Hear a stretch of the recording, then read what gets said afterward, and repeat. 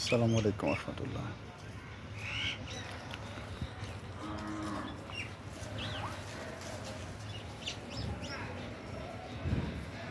এই ভেড়াগুলো কিনলাম।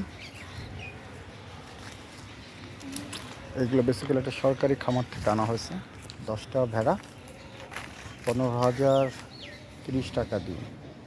এর মধ্যে 2টা পাঠা আর বাকিগুলো পাঠি মানে ভেড়ি। তো গড়ে দাম নিয়েছে 1500 টাকা করে। খুব বেশি জেতা হয় নাই, খুব বেশি লসও হয় নাই। লাভের লাভ হচ্ছে একসাথে 10টা কেনা হলো।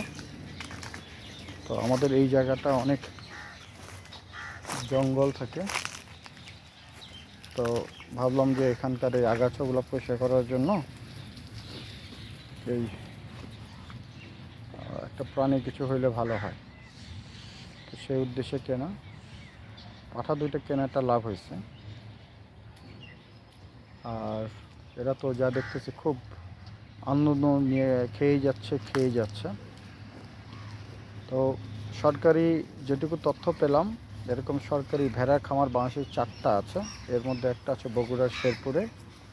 তো এটা পাওয়ার পদ্ধতি হচ্ছে, প্রথমে এদের ভেড়া বেশি হয়ে গেলে, এদের কাছে 185টার মতো ভেড়া আছে। তো ভেড়া বেশি হয়ে গেলে এরা হচ্ছে কি একটা সার্কুলার দেয়, আর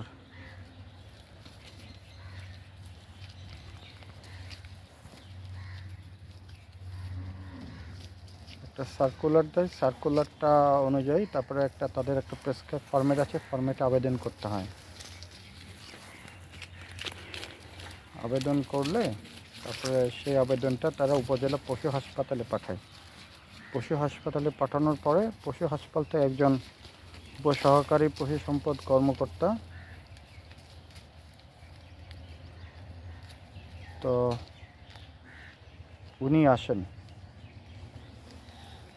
উনি আসার পরে ইন্সপেকশন করে খামার আছে কিনা, করার পরে তারপর ওখান থেকে ক্লিয়ারেন্স দিলে এই রিপোর্টটা চলে যায়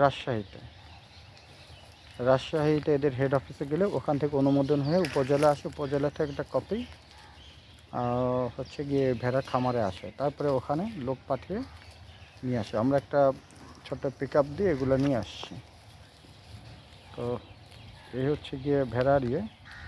তো একটু ভুল হয়ে গেছে, আমি গেলে আর একটু অ্যাডাল্ট ভেড়া নিতে পারতাম। যাকে পাঠানো হয়েছে সে অতটা ম্যাচিউর ছিল না, আমিও তাড়াহুড়া করে ব্রিফ করে দিতে পারি না, যার ফলে কিছু ছোট ভেড়া দিয়ে দিছে।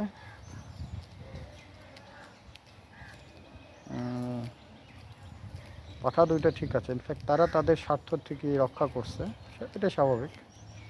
তো তাদের কাছে যেটুকু শুনছিলাম পাঠা অনেক বেশি হয়ে গেছিলো, সে পাঠা দিয়ে দিচ্ছে। কিন্তু পাঠি যেগুলো, এইগুলো তো অনেক ছোট্ট, এগুলো হয়তো অনেক সময় লাগবে, আরও 3 মাস বা 4 মাস। তো মজার বিষয় সেটা হচ্ছে যে এটা প্রচুর খাওয়া দাওয়া করতেছে। এই জঙ্গলটা সাফ থাকবে, এলাকাটা পরিষ্কার থাকবে, আর এখানে কোনো সবজি বাগান নাই। কিন্তু দেখলাম এদের গায়ে প্রচুর এই মশা এদের পিছনে লাগছে, এবং এটা খুব বিরক্ত হচ্ছে। আর মজার হচ্ছে এরা কাছে যাওয়ার আগেই এরা ছোটাছুটি করতেছে। বাট এটা খেয়ে মজা পাচ্ছে। আমি একটু সামনের দিকে যাব, তাহলে এরা একটু অন্য দিকে ঘুরবে। বাট সব মিলে ভালো।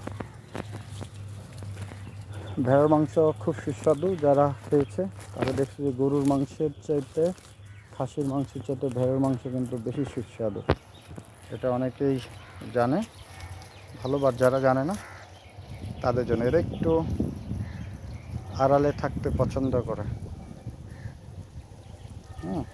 বাট এটা প্রচুর খায়, সেই হিসাবে আমাদের জন্য ভালো হয়েছে। বাট এটাকে আমি যেটা মনে করি, গোসল দেওয়া দিতে হবে এদের গায়ে মশার উপদ্রব কমানোর জন্য। এরা প্রচুর খাচ্ছে।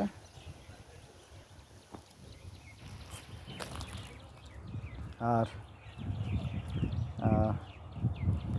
যেটা কী করতে হবে, এগুলাকে ক্রিমির ইঞ্জেকশন দিতে হবে যাতে গ্রোথটা বাড়ে, আর সম্ভব হলে পিপিআর ইঞ্জেকশনটা দিতে হবে। এখন পিপিআরটা লাগবে কি না আর একটু স্টাডি করতে হবে। আর এরকম চারণভূমি থাকলে ভেড়ার জন্য বেশ উপযুক্ত একটা পরিবেশ এবং বাণিজ্যিকভাবে লাভবান হওয়া যাবে বলে আমার কাছে মনে হয়। তো সামারি করলে যা দাঁড়ায়, আমরা ভেড়া এখানে 10টা, 2টা মেল 8টা ফিমেল, দাম নিয়েছে 15,030 টাকা। একটা ডিটেলসগুলো আমি অন্য আরেকটা নলেজ শেয়ারিং সেশনে শেয়ার করব। আর আমাদের জন্য ভালো হয়েছে। আর এদের ঘর করা হচ্ছে, আরেকটা রেস্ট এরিয়া তৈরি করা হচ্ছে, এটা আমি আরেকদিন দেখাবো। আপাতত নেট দিয়ে গাছের ডাল কেটে কেটে বেড়া করে দেওয়া হচ্ছে।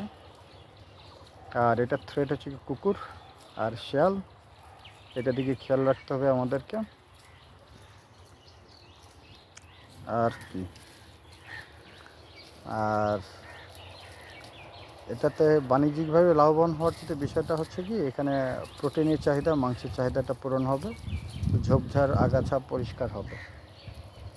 আর এটা ছাগল তো উপরে জিনিস খায়, ভেড়া দেখলাম যে তুলনা ভালো নিচে জিনিস খায়। আর এগুলো কিন্তু একটু, ভেড়ার মধ্যে 2টা জাত আছে, একটা নামটা ভুলে গেলাম, কিন্তু এগুলার গারলের সাথে ক্রস নাই, ভেড়াই আর কি। সব মিলে ভালো। তো এই ছিল আমাদের ভেড়ার খামারের আপডেট। পরবর্তীতে অন্য কোনো আপডেট থাকলে জানাবো। পুকুর পাড়ে যে আগাছাগুলো হয় এগুলো কিন্তু পরিষ্কার করা খুব ডিফিকাল্ট, আমরা সবাই জানি। তো এই হচ্ছে কি বিষয়। আর এরা দলবদ্ধ হয়ে থাকতে ভালোবাসে। তো আশা করি